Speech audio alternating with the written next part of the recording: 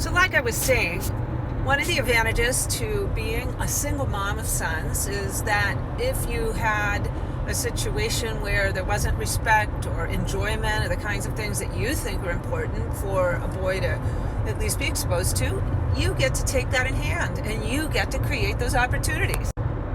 If we haven't met yet, I'm Kathy of Sacred Oasis Legacy, and we help support single moms of sons and sons of single moms to create lives of legacy where their boys are raised right. So I wanted to tell you about one Mother's Day weekend years ago. I used to get tickets for the family to the symphony, but I never made all the boys go at the same time. That's like playing whack-a-mole at the symphony, and that's not a good idea.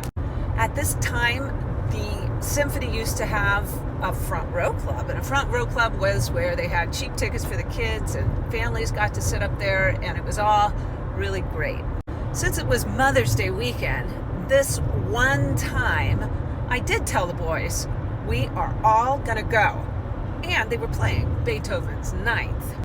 If you are unfamiliar with Beethoven's Ninth, suffice it to say that the second part of the piece has 4 soloists, and that doesn't come until 40 minutes in.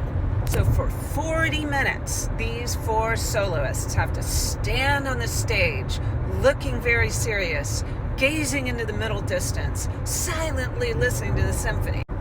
And that was the day that my youngest son, usually a trooper, usually not the fit thrower, but he decided to throw a fit. And he turned around and leaned into his chair and was weeping, his little shoulders going up and down. He wanted to get home so much, but you know what? I wasn't going to miss Beethoven's Ninth. And that's when the contrasoprano caught my eye and winked at me, and then went on to gaze into the middle distance.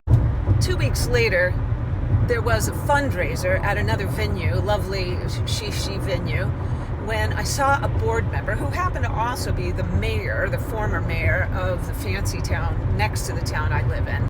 So I said, "Oh, Philippa, such a pleasure to meet you." And I had a humorous experience at the event, the concert 2 weeks ago, and I described what happened. So that's when this woman said, "Oh, so that was your family." The next season, they didn't have a front row club. They had a VIP club, and they dispersed families all throughout the whole auditorium. But you know, it's a good story. I got to spend time with my boys. They got to experience a symphony. And if you've ever done something that your boys didn't love at the moment, let me know. I want to hear your story.